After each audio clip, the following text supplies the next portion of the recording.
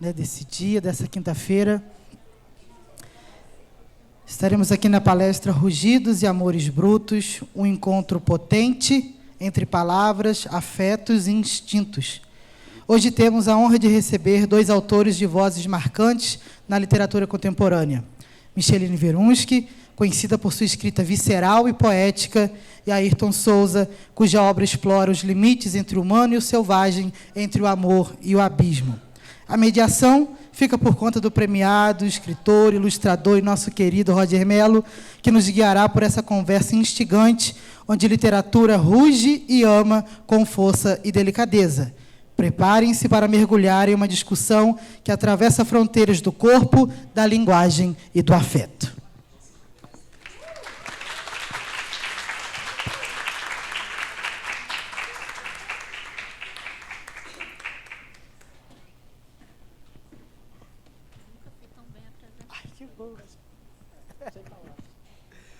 Pode colocar, Rosa, pode colocar.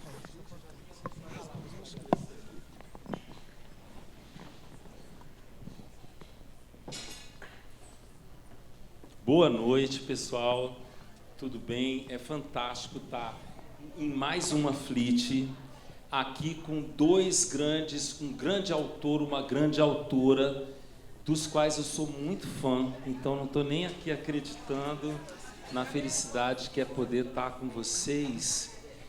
E eu queria começar, Micheline, Ayrton, falando com vocês. Eu acho que a gente pode puxar um pouco daqui, mas vocês que são escritores, escritora do mundo, como é que é a Arco Verde e a Marabá, da lembrança e como é que elas ficam nessa questão do afastamento, da aproximação? Boa noite. Oi? Vocês estão me ouvindo, não?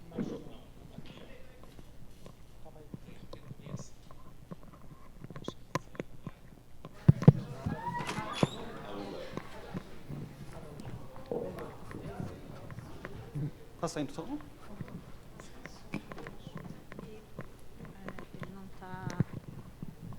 Oi, agora sim, boa noite.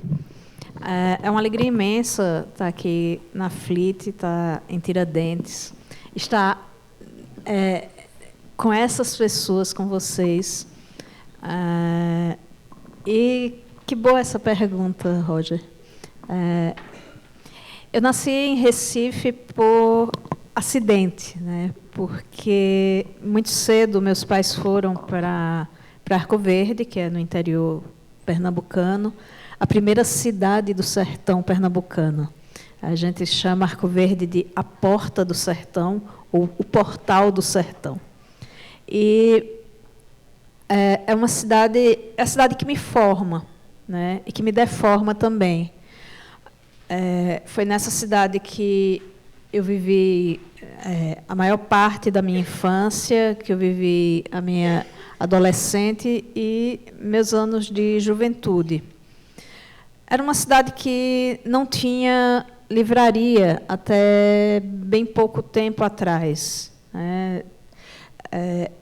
A primeira biblioteca que eu frequentei foi a pequena biblioteca que meus pais começaram a formar para mim em casa.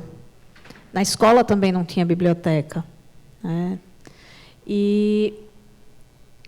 Mas a cidade ela cresceu, né? Hoje é uma cidade que é uma cidade polo, né, na região, em comércio, saúde, mas a Arco Verde que me interessa e que desde cedo me interessou foi a cidade que disse que não tinha história.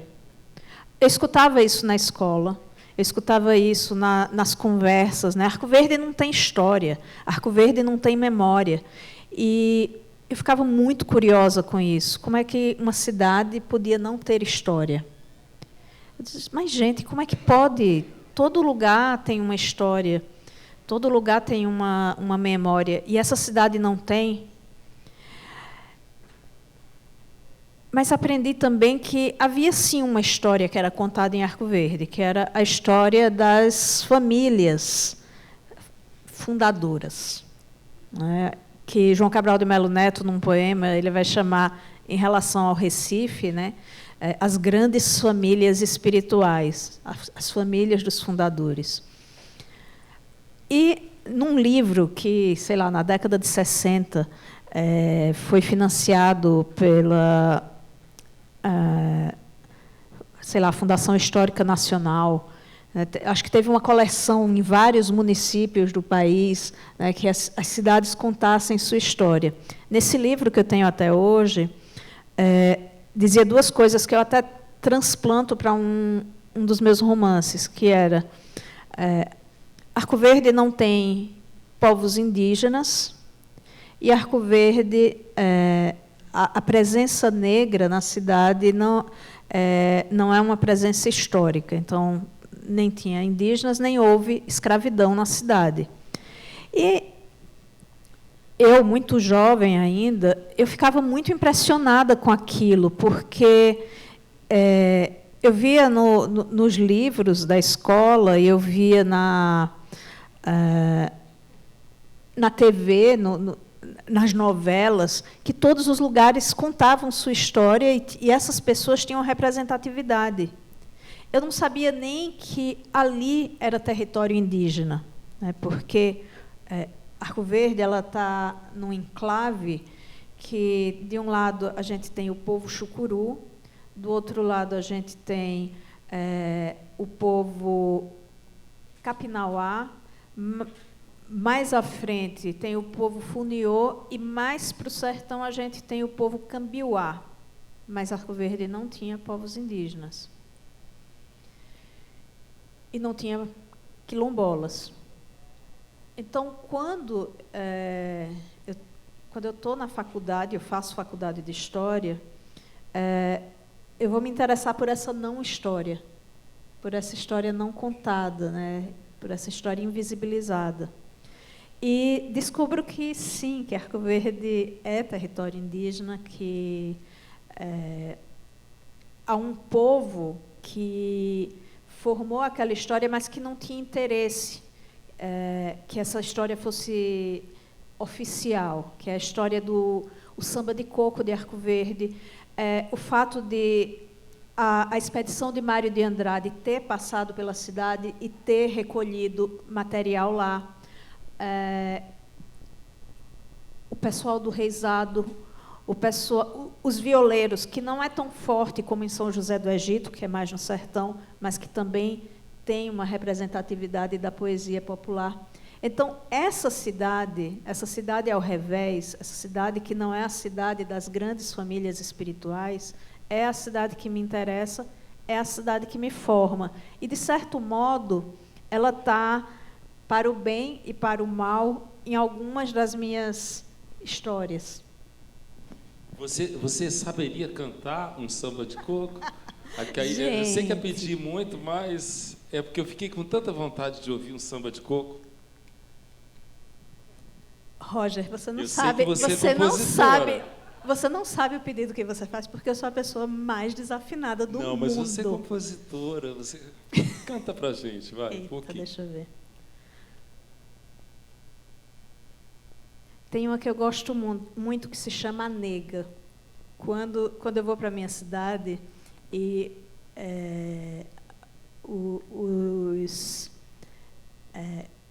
os coquistas, né, que são muito meus amigos, e tem festa, eles sempre cantam A Nega para mim. E eu vou cantar só o refrão dela para poupar vocês, tá?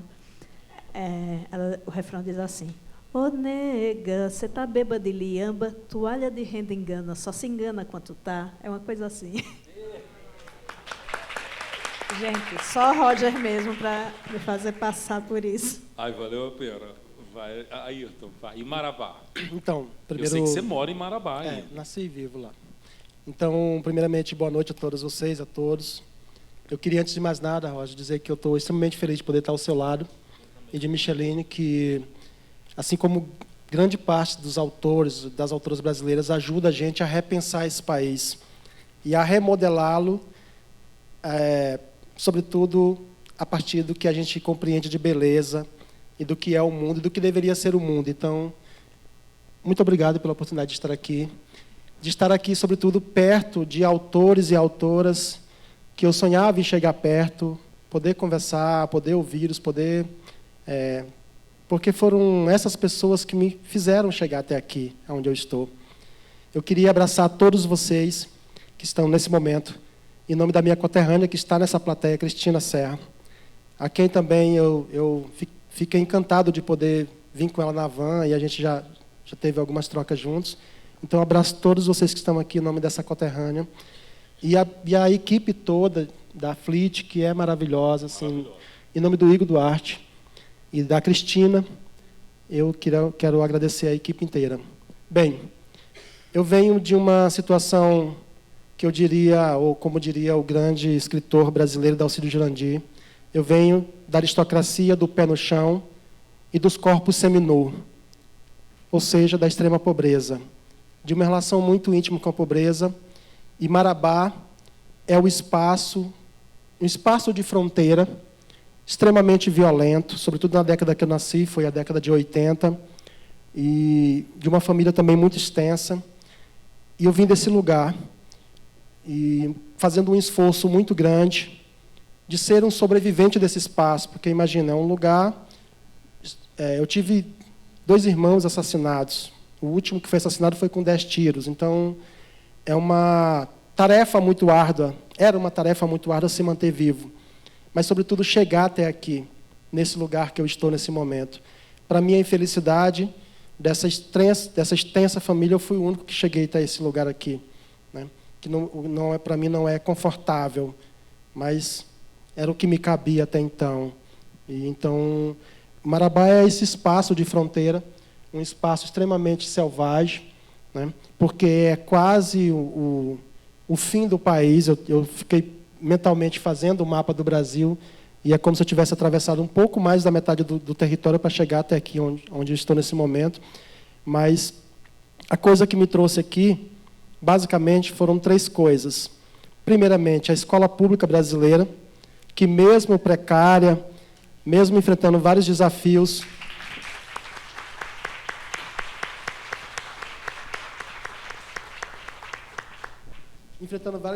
desse mesmo lugar que Micheline vem, de dizer que a escola não tinha livro didático, não tinha biblioteca, sala de leitura. Nesse lugar da Amazônia que eu nasci, isso nem era pensado, na década de 80, 90, até o início dos anos 2000. Eu atravessei o ensino fundamental e médio todo sem saber o que era um livro didático, né? E o livro me trouxe até aqui, mas, sobretudo, também a leitura. Descobri o poder da leitura, e que pena que eu descobri isso tarde. Descobri também por acaso, e por conta das condições financeiras das quais vive a grande maioria dos brasileiros e das brasileiras, que é a pobreza. Então, mas, mesmo assim, eu sempre compreendi aquele espaço como um espaço, sobretudo, de sobrevivência, criado num ambiente muito hostil. Os meus pais eram muito hostis com a gente, mas hoje eu compreendo que aquele era um sistema de defesa que eles encontraram para nos manter vivos. E a partir daí eu tentei, né, nos meus livros, são 51 livros publicados, eu tentei, de algum modo, transfigurar aquela imagem que se tem daquele lugar, daquela geografia e daquelas pessoas que estão ali. Então, fazer aquilo que Manuel de Barros nos ensina, de transver o mundo. E aí foi isso que eu tentei fazer, de algum modo, com o que eu podia fazer, com algum esforço que a escola me possibilitou, que foi aprender a ler, aprender a escrever. E quem lê O Outono de Carne Estranha, que é o meu livro, meu primeiro romance, e o mais recente, vai perceber isso muito claro, que ali tem 2 linguagens sendo faladas. A linguagem do narrador, que vem da extrema pobreza e que conhece aquilo que se convencionou de linguagem chula, chamado no país de linguagem chula, de baixo calão, e a linguagem da elite brasileira, a linguagem padrão, que a elite tomou de conta e disse: isso aqui é nosso, quem vem da pobreza não pode ter acesso a isso. Mas a escola me deu essa oportunidade de conhecer minimamente ela, e aí foi isso que eu fiz para levar para dentro dos livros essas 2 linguagens, a que eu fui criado e a linguagem que a escola me possibilitou, para também transfigurar a geografia de onde eu venho. Pô, que maravilha.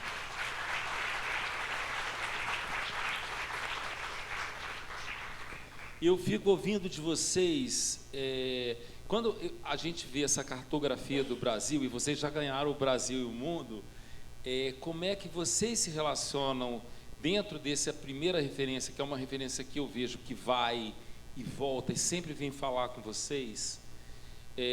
Por exemplo, quando a Micheline fala isso de uma cidade que diz não ter memória, parece que está falando do nosso país, né?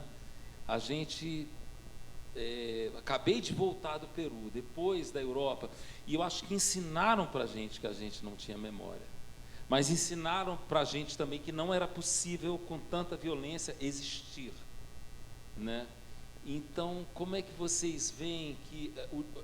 porque vocês encontraram os dois, é incrível porque os dois são tão diferentes, mas, de muitas maneiras, essa poesia que não faz concessão ao lirismo, é uma poesia muito da prosa. Como é que ela se desenvolve no trabalho de vocês para não reduzir as personagens maravilhosas de vocês a uma estatística? Nossa, que pergunta difícil essa. Eu acho que a geografia, né, ela não é determinante, mas ela ensina, né? No meu território, né, que é o sertão, eu posso estar em qualquer lugar, mas eu sempre vou ser uma sertaneja.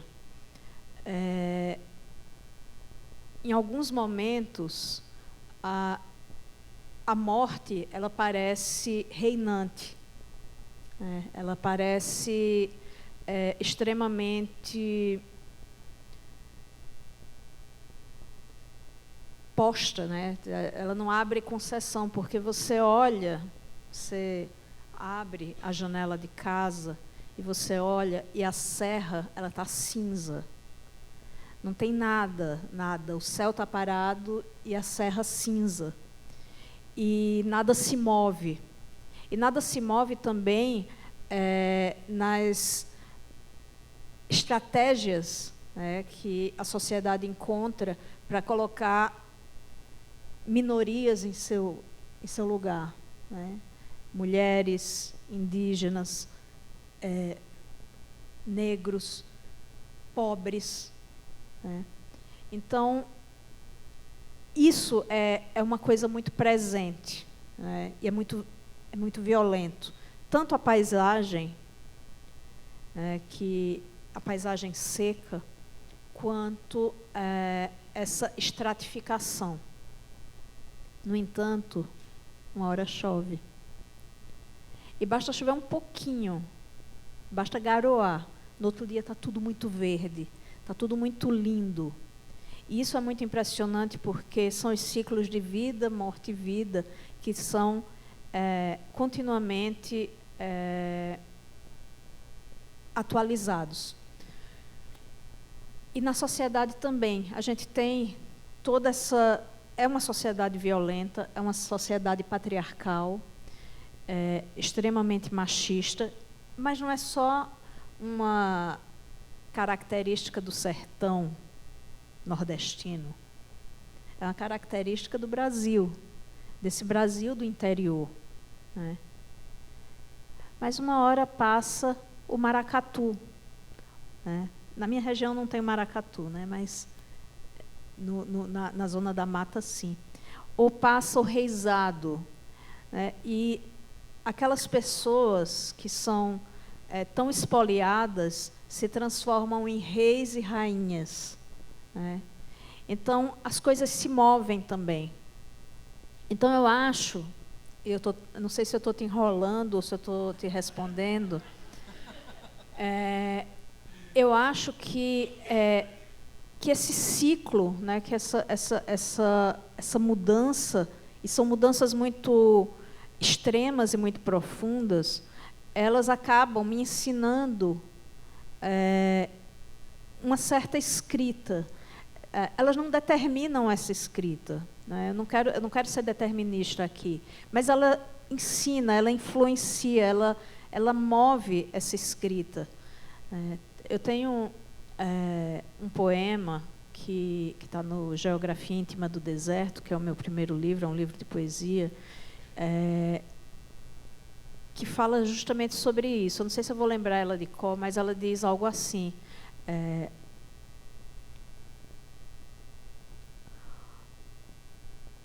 a festa de reis com suas fitas passou ao largo, e no céu o sol, um carrapato grudado no azul. É uma coisa mais ou menos assim, eu não vou lembrar, meus neurônios não deixam mais.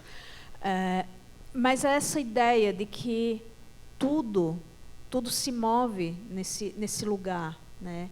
E mesmo essas coisas profundas e violentas, elas não estão ali solidificadas. A gente não pode acreditar que elas estão solidificadas, né? A gente não pode acreditar no apocalipse sempre, né?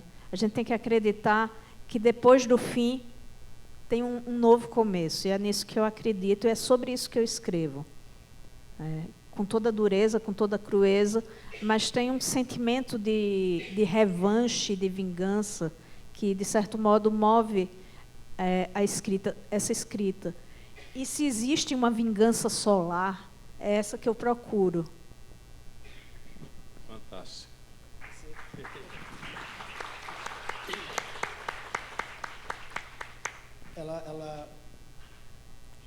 Quando a primeira vez que eu falei sobre vingança, que eu escrevia para vingar também, sem propriamente imaginar que outros autores, inclusive fora do país, já haviam falado sobre isso, muitas pessoas me olharam atravessado, né? Mas assim, como eu venho de uma família, meu pai tinha 10 irmãos, minha mãe tinha 10 irmãos, uma família bem extensa, uma família, assim, meu pai teve 11 filhos, e desse retrato todo, como eu disse, eu fui o único a chegar à escola. E eu descobri que a palavra era um modo de vingar pelos meus parentes que não tiveram essa chance de chegar à escola. Minha mãe era uma lavradora, depois foi para a região do sudeste do Pará se prostituir com 17 anos de idade, só com a roupa do corpo. E eu descobri por acaso, eu digo, essa coisa chamada palavra, ela é a minha chance de eu fazer uma vingança. Mas a vingança não pela vingança, mas a vingança por aquilo que todos os bárbaros desse país, os carrascos, os odiosos, fizeram contra a gente, nos enganando, tirando nosso tempo, nos iludindo, dizendo que aquilo não era para a gente, que a palavra não era para a gente, a leitura não era para nós, um livro não servia para nós. E tendo essa chance, a revelia de qualquer coisa que eu pude enfrentar, eu até no almoço eu falava hoje para a Micheline, eu me ajuntei com 16 anos de idade, eu era um menino. Quando eu tive meu primeiro relacionamento, tenho uma filha de 26 anos, já tenho 2 netos, mas tudo isso é um projeto de vingança. Tudo isso foi arquitetado, e falava para ela, minhas irmãs saíram de casa com 12 anos de idade, e aquilo eu percebia nos meus pais um certo alívio, porque era uma boca menos para se esforçar para botar comida. E fui vendo isso ao longo do tempo.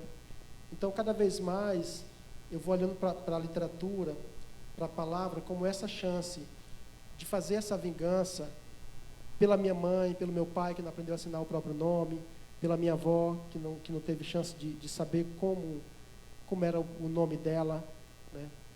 Por mim, que eu só fui saber, quando eu li aquela passagem de Doidinho, José Lins do Rego, eu só fui até o momento em que a professora chamou ele pelo nome completo, porque eu não dei conta mais, porque eu me vi ali.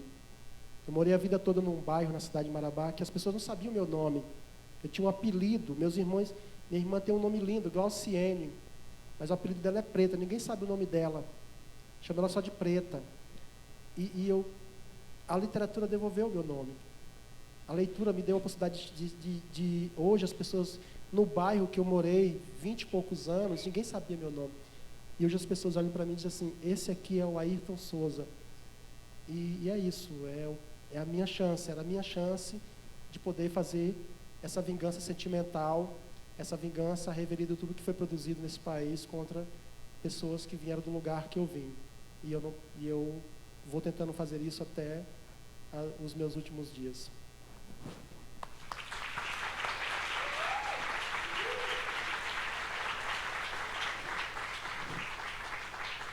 Ayrton, aproveitando então, como você acabou de dizer, lindo isso, que a palavra é a vingança, e então o amor de Zusa e Manel, que é muito impressionante, que é imenso, e que você consegue colocar também no sexo de maneira tão amorosa e intensa, com entrega, ele é a vingança àquele contexto da Serra Pelada, em plena ditadura militar.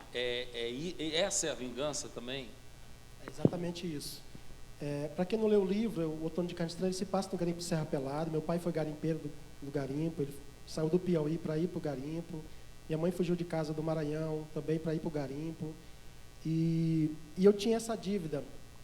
Eu preciso contar um pouco dessa coisa que me fez nascer no sudeste do Pará e que me fez, assim, o garimpo assombrou a nossa casa a vida toda, né?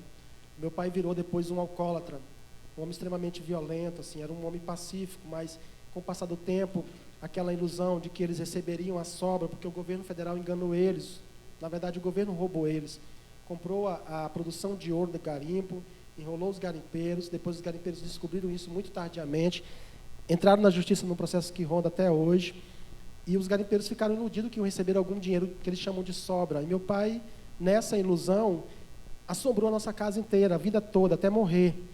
E o garimpo produziu essa violência extensa, não só na época do garimpo. Então eu ficava nesse dilema de contar essa história, porque é uma história de barbárie, a história que se passa do garimpo Serra Pelada é uma história de barbárie, mas ao mesmo tempo trazer dentro dessa história aquilo que nos move na vida, que é o amor. É a única coisa que nos move, é o amor. É a ideia de ser feliz. Não importa com quem você está, com quantas pessoas você está, se você está sozinho, se você está sozinha. Não importa. O que nos importa é ser feliz. E aí, eu digo isso, eu sou professor de educação básica, eu digo isso para os meus alunos. Vocês precisam respeitar as pessoas. Se você vê uma mulher com 3 homens, 4 homens, se você vê um homem com homem, uma mulher com mulher, você precisa entender que aquela maneira foi a forma dele estar feliz. Não é o seu modelo de ser feliz. Entende?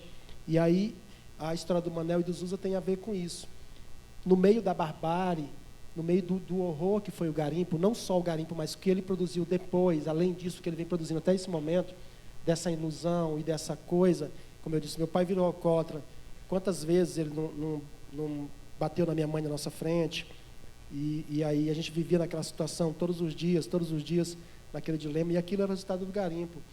E aí encontrei no Manel e no Zusa essa possibilidade de mostrar que mesmo na barbárie, mesmo no ódio, ainda é o amor que vai nos manter vivo, ainda é essa coisa que vai nos manter vivo nesse país, a revelia de qualquer projeto de ódio, de horror, de violência ou de matança. Então é isso que a gente tem aqui.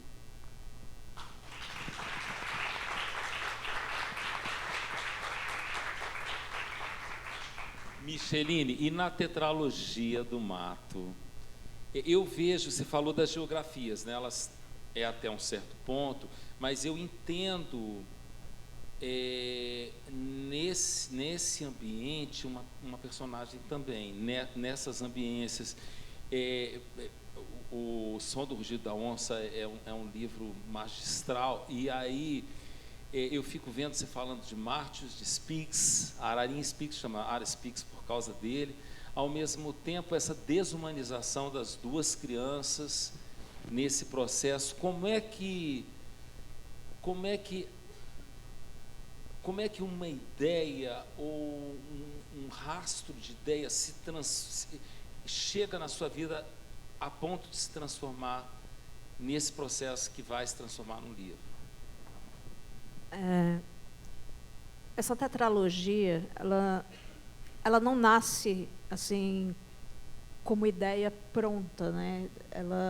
Eu escrevo o Rugido, e quando eu estou escrevendo o 2º livro, que é o Caminhando com os Mortos, é que eu percebo que, tem uma coisa aqui, tem uma ligação aqui. E que ligação é essa, né? E a ligação, acho que é pensar essas violências, né, que fundam esse país, né? Esse país ele é fundado pela degola, né? Os bandeirantes, eles saíam pelo sertão degolando as pessoas. Domingos Jorge Velho era degolador do rei, né? Ele era pago para isso, como todos os outros, aliás, mas ele era realmente o carro-chefe dele, do trabalho dele, era o de degolar pessoas. E acredito que tem uma coisa, e você aponta aí na sua pergunta, que é muito importante, de fato, para mim, que é a construção do território, né? Desse território ficcional, desse Brasil ficcional que eu quero construir com essas narrativas, né? Então, que país é esse? Né? Que geografia é essa? Que paisagem marcada pela violência, pela ferida colonial é essa? São essas perguntas que movem esses 4 livros. Então, no caso do Som do Rugido da Onça, claro, se movimentam muitas coisas, mas uma das principais é como a ciência é usada como instrumento de dominação e de desumanização. Vou abrir aqui um parênteses para contar para vocês que ano passado, em fevereiro do ano passado, eu fui convidada para a abertura de uma exposição sobre a expedição de Spix e Márcios em Munique. E uma exposição com um viés decolonial, né, um viés crítico em relação à expedição. Eu sempre estou preparada para o confronto, sempre. Eu não tenho ilusões, eu não sou ingênua. Mas eu devo confessar que eu não estava preparada para aquilo. Eu estava num auditório, mais ou menos como esse, né, de tamanho e de público, e havia um grupo de pesquisadores, de cientistas alemães, que foram para a abertura.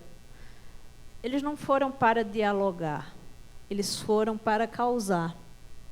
E saíram várias pérolas do confronto com eles. Uma delas. Vocês acham que o Brasil, naquele tempo, era o paraíso? Aquilo era o inferno. E essas crianças, se não tivessem morrido aqui, teriam morrido lá de qualquer forma. Segunda, hoje, nós, pesquisadores sérios, não podemos nem falar em Spix e Márcios, que logo vem a história dessas crianças. Só faltaram dizer essas malditas crianças. Outra,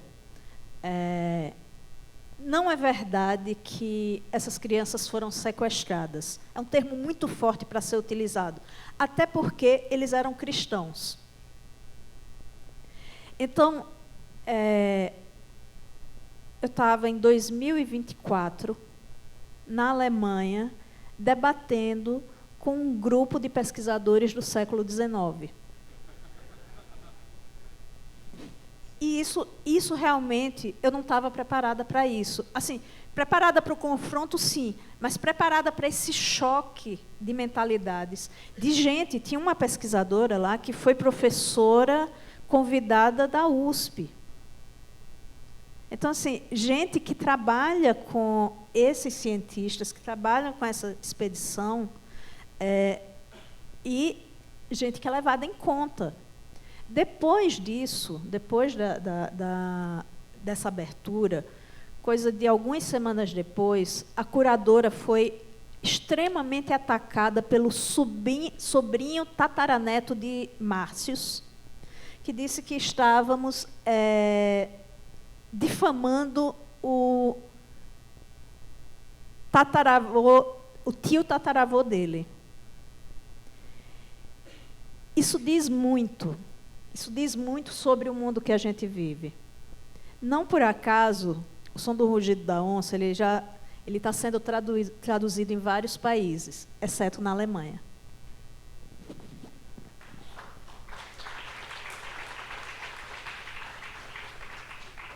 É porque o próprio europeu é vítima do eurocentrismo, né?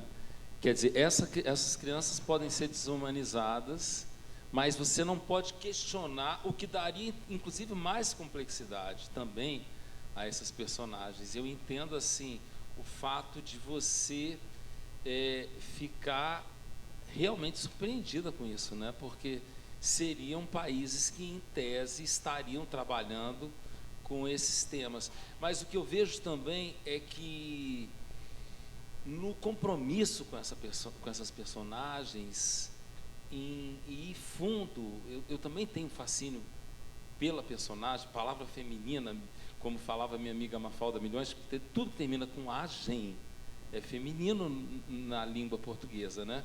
Mas o que eu vejo também é como no Caminhando com os Mortos também, você também vai trabalhar com aquela mulher que foi linchada por causa das fake news.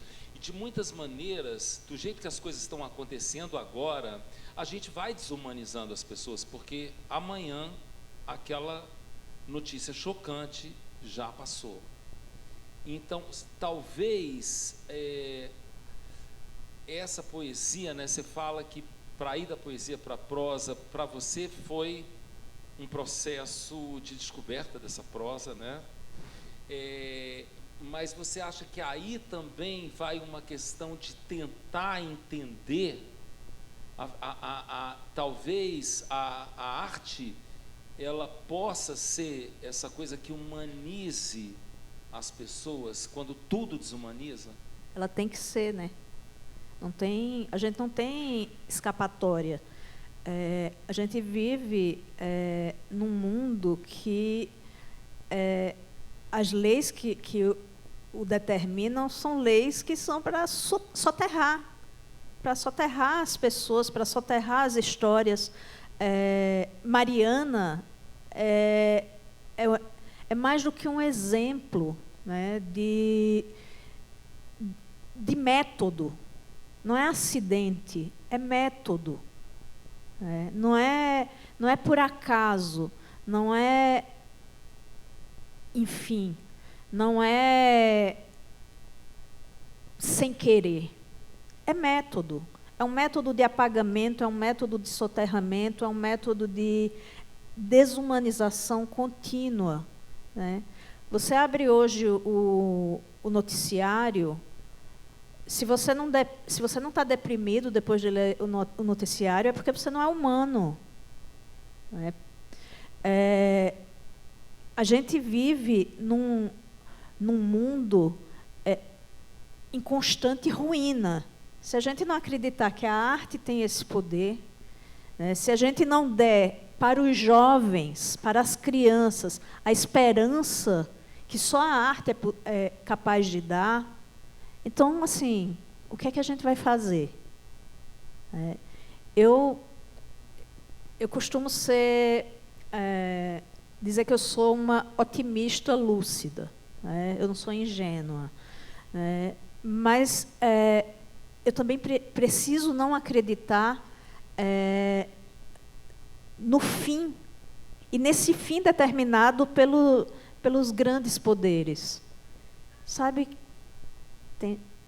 Eu vou dizer, que fim de bosta, né? Determinado pelo Trump, pelo Elon Musk, por gente feia, sabe? Homens horrorosos, mal vestidos, né? Eu pensava que o diabo e os 4 cavaleiros do Apocalipse seriam mais de presença, né? Não, são feios, horrorosos, né? De corpo e de alma. Então, assim, a gente tem que pegar a arte, sabe? E é o nosso escudo, é a nossa lança. A gente tem que fazer coisas com elas. A gente tem que levar o livro para a praça. A gente tem que levar a criança para o teatro. A gente tem que levar o jovem para o cinema, né? A gente tem que acreditar nisso, porque isso é uma força honesta. E as forças honestas, elas podem não parecer, mas elas socorrem. Elas acudem a gente. A gente precisa disso.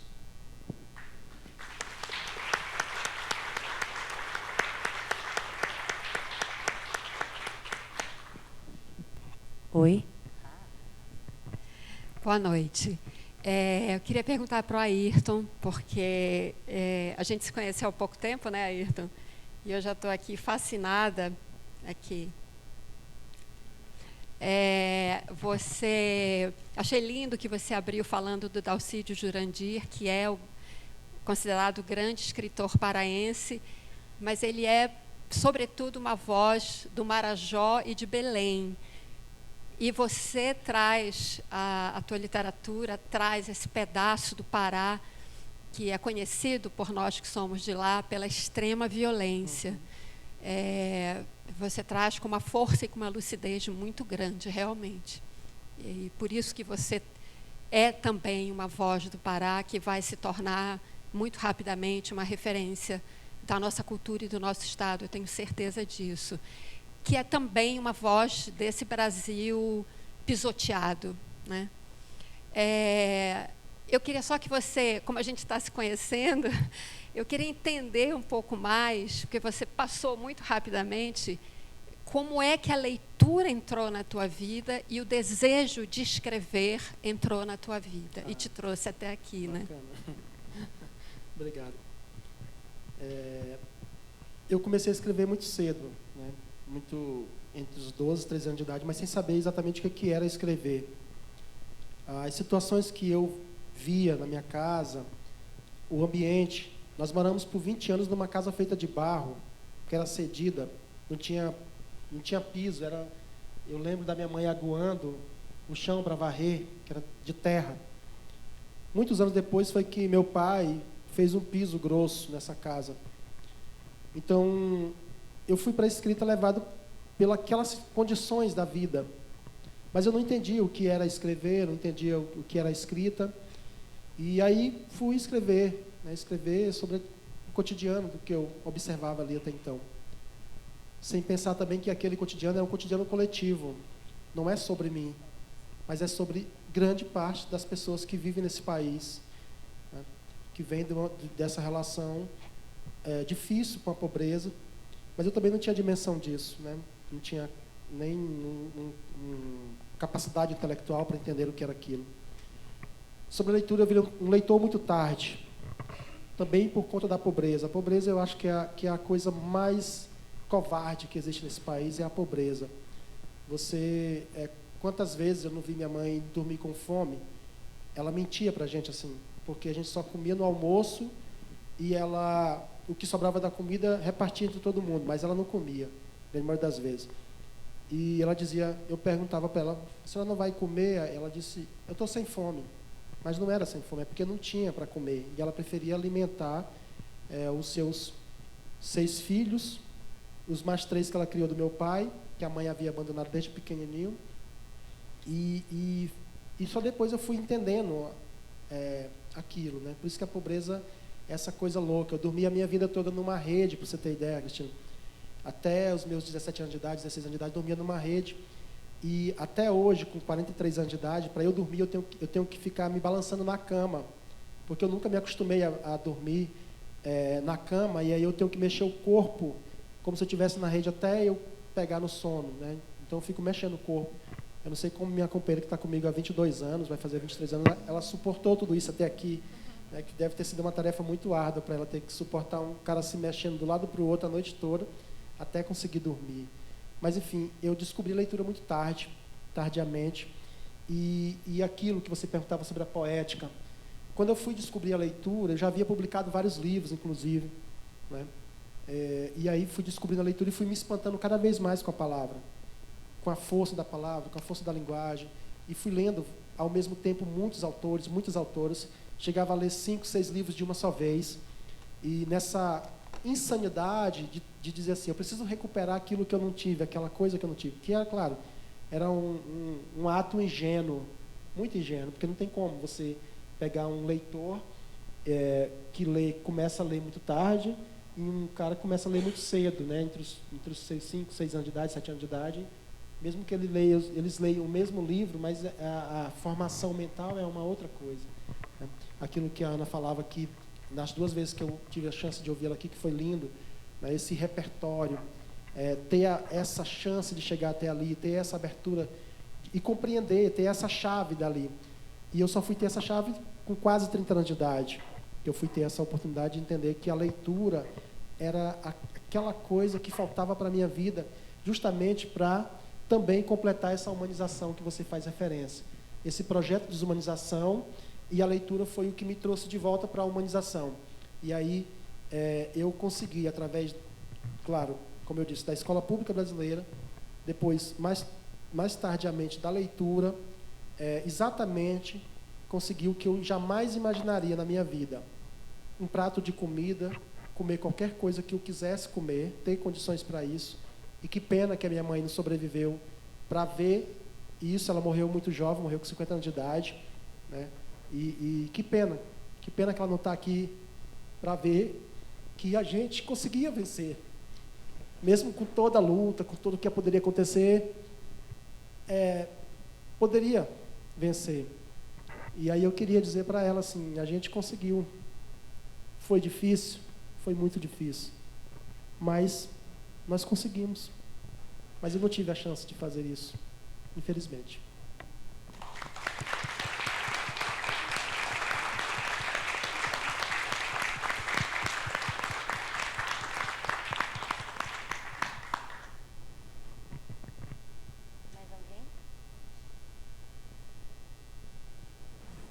Público tímido. E me desculpa, viu, gente?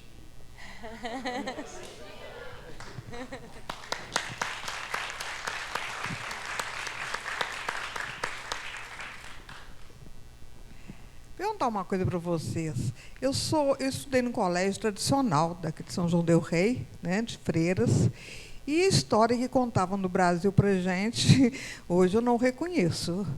Vocês não acham que está na hora de haver um movimento no ensino brasileiro, de se mudar isso, falar a verdade? Quem foram os bandeirantes, né? Como eram agora a vida realmente nas senzalas, como foi o descobrimento do Brasil, sabe? Eu acho que a história do Brasil é contada de uma forma muito mentirosa, é quase praticamente um fake news.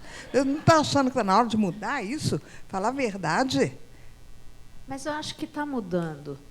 Eu acho que, obviamente, há as forças de resistentes, mas eu tive essa semana num evento que a Companhia das Letras faz, que é uma jornada pedagógica. E havia professores de todo o Brasil no chat, né, participando, e eu vi um professor interessado, um professor sensível a essa história, né, essa história que foi mal contada. Então, eu acho que as coisas, a gente sempre está, né, as forças de mudança e as forças de resistência à mudança, né? Mas eu acho que sim, que muda. E há professores levando esses livros para seus alunos, para a sala de aula, né? Há os educadores que não estão na escola, mas que estão no teatro, que estão no grupo de jovens, que também movimentam isso, aos clubes de leitura. Então, eu acho que a gente continua no embate, né, entre forças opostas, mas eu acho que há mudança, né? Eu vejo, tanto na escola pública, né, quanto na escola privada também, esse desejo de mudar, de contar outra história, de rever os protagonistas, né? Micheline, já que vocês tocaram nesse assunto maravilhoso que você tocou, eu acho que às vezes a gente, como você falou, né, também a gente não leva em conta que, não sei, vocês falaram disso, e vocês são ligados à história, os dois, né, você estuda história, você também, como que esse professor, essa professora no Brasil, que já foi reconhecido como país da educação, como que ele está fazendo esse movimento, ela está fazendo esse movimento? Olha, eu vou contar uma experiência que eu tive com uma turma de 6º ano. Né? 6º ano tem quantos anos? 10, 11, por aí. Né? Isso a gente ainda estava na pandemia e o Som do Rugido da Onça tinha acabado de ser lançado, fazia meses assim que tinha sido lançado.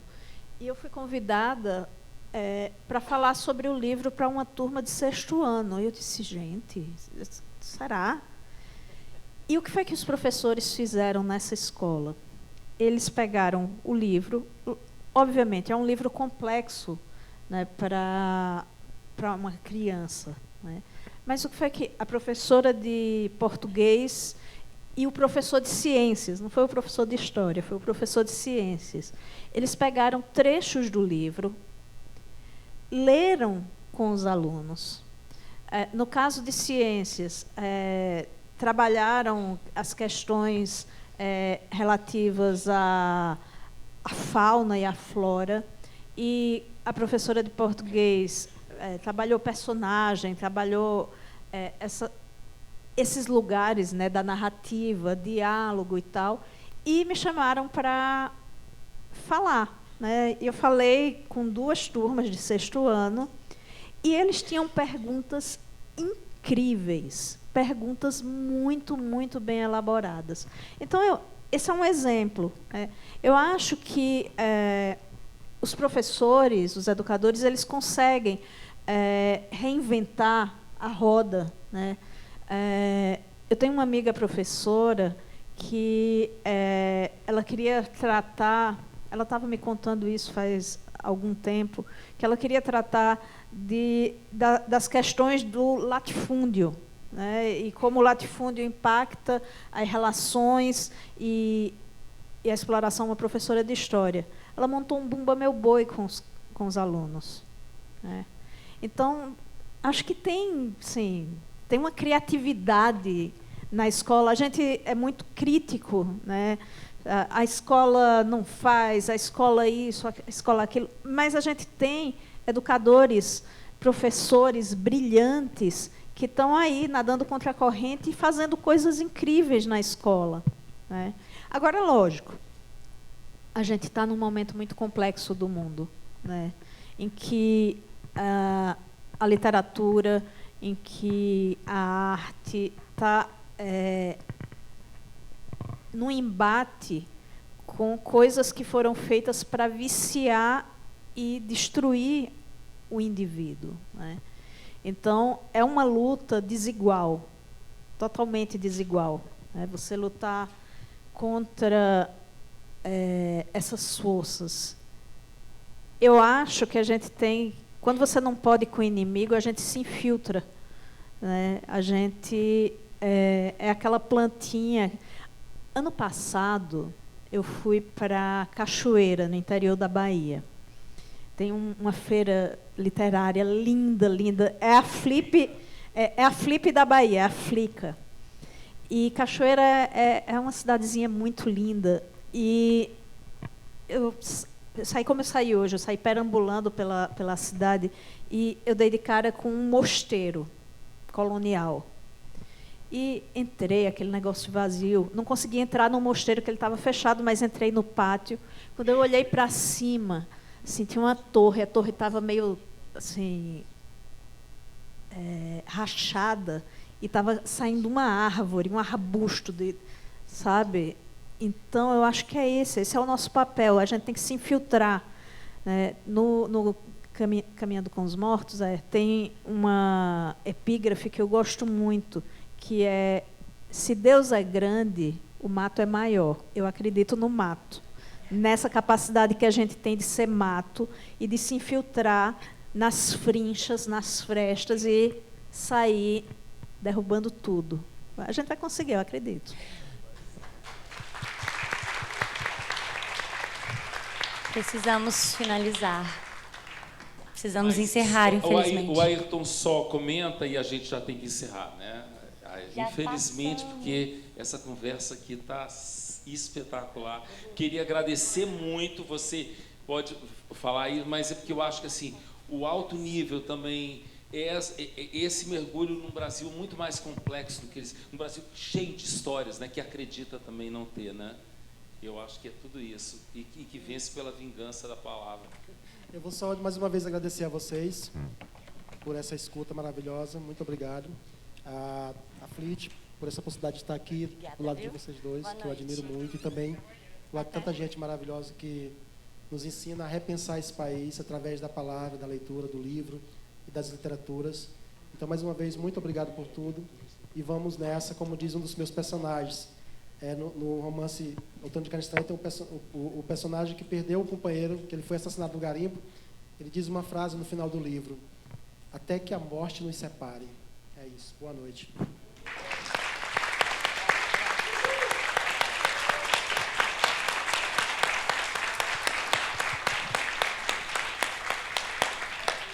Gente, boa noite. Quero agradecer muito a vocês, a presença. Quero agradecer a Flit, a organização, o Roger e ao Ayrton. E o Roger criou um monstro.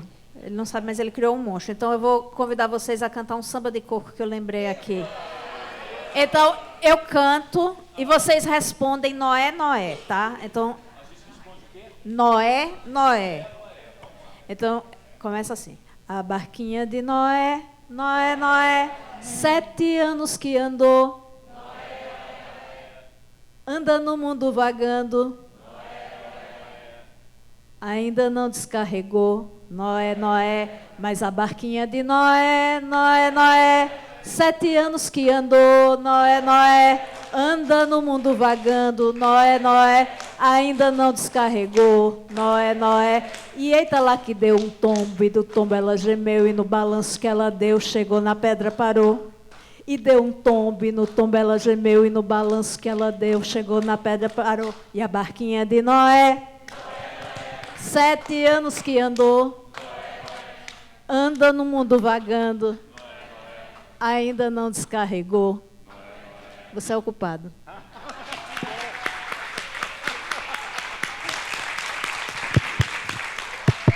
Obrigada.